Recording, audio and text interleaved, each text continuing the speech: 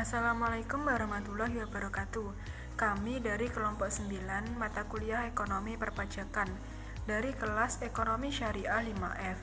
Di sini kami akan membahas mengenai pajak dan ketenagakerjaan. Anggota kelompok kami terdiri dari yang pertama saya sendiri, Pranitya Septiarani, NIM 12402193245. Materi yang pertama yaitu kebutuhan akan pajak. Pengertian pajak sendiri merupakan kontribusi wajib kepada negara yang terutang oleh orang pribadi atau badan yang bersifat memaksa. Manfaat pajak yaitu digunakan untuk melakukan pembangunan hingga membayar gaji pegawai. Oleh sebab itu, pajak dianggap sebagai alat fiskal yang sangat kuat untuk menggapai arah ekonomi nasional dalam mencapai target ekonominya. Bagi Indonesia, tujuan atau target ekonomi tersebut antara lain pertumbuhan ekonomi, full employment, stabilisasi dan juga distribusi pendapatan dan kekayaan yang lebih adil. Selanjutnya yaitu pajak juga bisa menciptakan lingkungan yang kondusif untuk pemberian intensif dalam bekerja, restalking dan investasi. Struktur perpajakan juga dapat meningkatkan kreasi kesempatan kerja melalui kredit investasi, depreciation allowance, dan pengalihan investasi teknologi berbasis tenaga kerja. Selanjutnya, perubahan dalam tarif pajak juga dapat membantu mencapai stabilitas ekonomi melalui pengaturan permintaan agregat. Perubahan tarif pajak juga dapat diperluas, misalnya dengan sengaja mengubah tarif pajak yang diinginkan, atau secara otomatis tarif pajak diciptakan berubah sesuai dengan tingkat perubahan pendapatan nasional yang diharapkan. Perkenalkan, nama saya Febila Khurratu Ainina, NIM 12402193261. Di sini saya akan menjelaskan mengenai insiden pajak. Insiden pajak merupakan istilah ekonomi untuk memahami pembagian beban pajak antara pemangku kepentingan seperti penjual atau produsen dan konsumen. Insiden pajak juga dapat dikaitkan dengan elastisitas harga penawaran dan permintaan. Ketika penawaran lebih elastis daripada permintaan, maka beban pajak menjadi beban pembeli. Elastisitas permintaan suatu barang dapat membantu memahami besarnya pajak di antara para pihak. Insiden pajak menggambarkan distribusi kewajiban pajak yang harus ditanggung oleh pembeli dan penjual.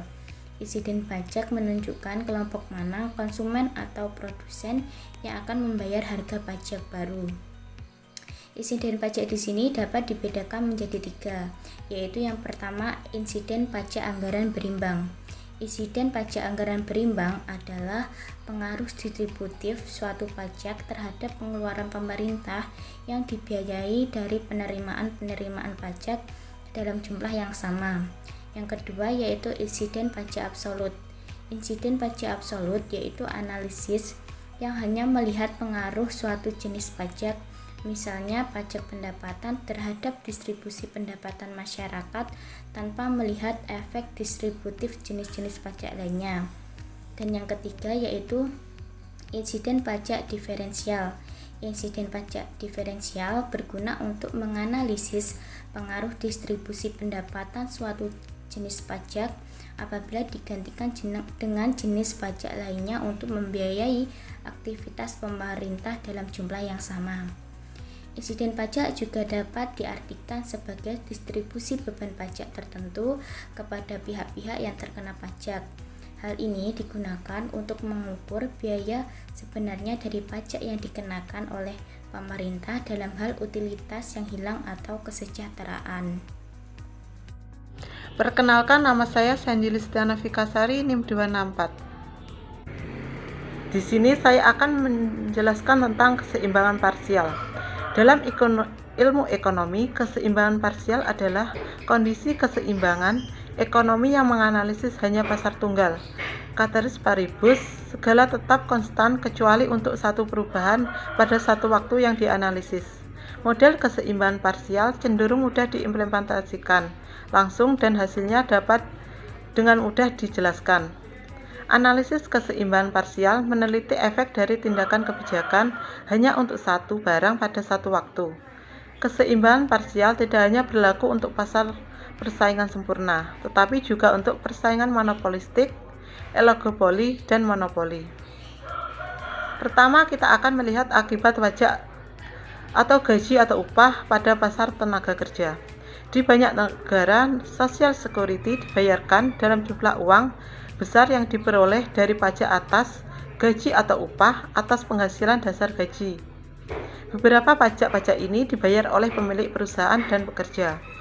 Kenyataan legal ini tidak menggambarkan yang sebenarnya, karena konsep gaji yang sesungguhnya adalah yang dibayarkan oleh pemilik perusahaan atau gaji kotor dan yang diterima oleh para pekerja atau gaji bersih. Apakah perusahaan membayar 80% atau 50% atau 20% dari pajak-pajak payroll adalah tidak material pada keseimbangan gaji kotor dan bersih dan penentuan tenaga kerja. Alasan pertama pada pasar tenaga kerja untuk kategori pekerja yang memiliki keahlian cukup karena untuk jangka panjang pasar sangat jelas. Tenaga pajak atas gaji atau upah. Keseimbangan poin E pada gambar tersebut adalah grafik permintaan penawaran biasa terhadap input tenaga kerja. Sekarang, apabila terdapat pajak payroll secara proporsional dengan tarif DT, sehingga ditemukan gaji bersih W, dan gaji kotor sekarang menjadi W dalam kurung 1 plus DT. Untuk gaji bersih yang tetap, permintaan tenaga kerja turun, sehingga keseimbangan baru terletak pada titik E, di mana gaji bersih dan tenaga kerja lebih rendah dari titik E, ketika gaji kotor lebih tinggi.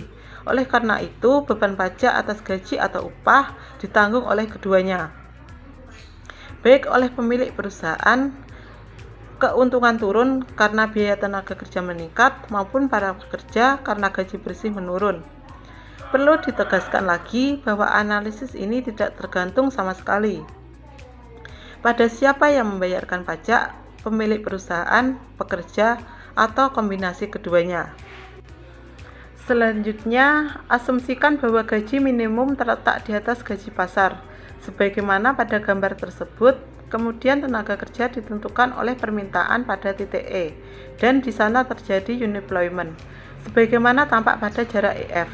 Jika pajak payroll meningkat, gaji bersih tetap sama dengan gaji minimum karena penurunannya tidak biasa jauh dan biaya gaji meningkat ketika pajak payroll meningkat.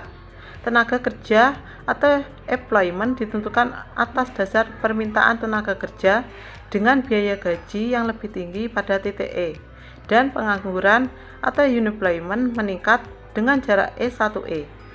Secara lebih rinci dapat diuraikan pada gambar tersebut. Perkenalkan, nama saya Ica Wahyu Tisnawati, NIM 12402193276. Di sini saya akan menjelaskan tentang analisis umum keseimbangan parsial kompetitif. Analisis insiden pajak dengan menggunakan pendekatan keseimbangan parsial hanya melihat beban akhir suatu jenis pajak dalam suatu pasar. Oleh karena itu, analisis insiden pajak keseimbangan parsial tidak dapat digunakan untuk menganalisis pajak penjualan umum, yaitu pajak penjualan yang digunakan pada semua jenis barang. Analisis insiden pajak atas barang, misalnya PPN atas mobil, secara formal adalah sama dengan pengaruh pajak payroll atas pasar tenaga kerja. Identifikasi pendapatan bersih produsen dan upah kotor konsumen. Misalkan kurva permintaan dan penawaran ditarik dengan pertimbangan tersebut, yaitu dengan menaikkan PPN atas kendaraan, maka diperoleh meningkatnya harga konsumen berakibat permintaan kendaraan kurang elastis daripada penawaran kendaraan. Yang kedua, berkurangnya harga produsen, maka penawaran kendaraan kurang elastis daripada permintaan kendaraan. Yang ketiga, mengurangi jumlah keseimbangan kendaraan yang dijual sehingga permintaan dan penawaran lebih elastis. Terdapat dua kasus khusus, yaitu yang pertama, Apabila permintaan sangat elastis daripada penawaran, maka produsen menanggung semua beban pajak. Yang kedua, dalam kasus berlawanan, di mana penawaran lebih elastis daripada permintaan, maka PPN seluruhnya akan berpindah dan ditanggung oleh konsumen. Keadaan ini yang biasa disebut dengan forward tax shifting. Perlu diingat pengertian aksioma, yaitu semakin pasar tidak elastis, maka masyarakat akan menanggung bagian beban pajak yang lebih besar. Sebagaimana upah minimum pada pasar tenaga kerja, seseorang juga harus mempertimbangkan kasus di mana peraturan mengenai harga dasar atau harga atas. Sebagai contoh, ketika pemerintah memilih menerapkan aturan harga tetap untuk persewaan, maka yang terjadi pasti adanya permintaan rasional pada pasar. Di sini saya akan menyampaikan mengenai hasil review jurnal dari kelompok kami dengan judul Pengaruh Pajak Penghasilan Badan terhadap Permintaan Tenaga Kerja pada Perusahaan Manufaktur. Nama jurnalnya yaitu Forum Ekonomi yang diterbitkan pada tahun 2019 dengan jumlah halaman 143 sampai 153 halaman. Penulisnya yaitu Hari Ermansyah dan Benediktus Raksaka Mahi. Adapun tujuan dari penelitian ini yaitu untuk mengetahui pengaruh pajak penghasilan atau PPh badan terhadap permintaan tenaga kerja pada industri manufaktur di Indonesia yang dibangun berdasarkan konsep bahwa tujuan perusahaan adalah untuk memaksimalkan keuntungan. Untuk metode penelitiannya sendiri, penelitian ini dilakukan dengan unit analisis perusahaan yang menggunakan data survei industri besar dan sedang dari Badan Pusat Statistik. Estimasi dilakukan dengan teknik model unbalanced panel fixed effect. Berdasarkan hasil penelitian yang dilakukan, hasil estimasi menunjukkan secara statistik bahwa PPh badan tidak mempunyai dampak yang signifikan terhadap keputusan perusahaan dalam menentukan jumlah tenaga kerjanya. Hasil penelitian sesuai dengan penelitian hasil survei World Bank yang menyatakan bahwa pajak bukan faktor paling penting yang memengaruhi keputusan investasi perusahaan. Perusahaan tidak akan menambah jumlah tenaga kerjanya hanya karena ada penurunan tarif pajak, sehingga kebijakan penurunan tarif PPh badan berdasarkan UU nomor 36 tahun 2008 terdapat indikasi redundansi dengan permintaan tenaga kerja oleh perusahaan. Artinya perusahaan akan tetap menambah jumlah tenaga kerjanya walaupun tidak ada kebijakan penurunan tarif. Untuk kelemahan dan kekuatan dari jurnal ini yaitu untuk kelemahannya, jurnal tersebut memiliki kekaburan makna di beberapa subbab judul sehingga membuat pembaca sedikit bingung. Sedangkan untuk kekuatannya, penyajian data dalam bentuk tabel yang kemudian dijelaskan sehingga mudah untuk dipahami oleh pembaca. Dan hasil penelitiannya sesuai dengan penelitian hasil survei World Bank. Sekian presentasi dari kelompok kami.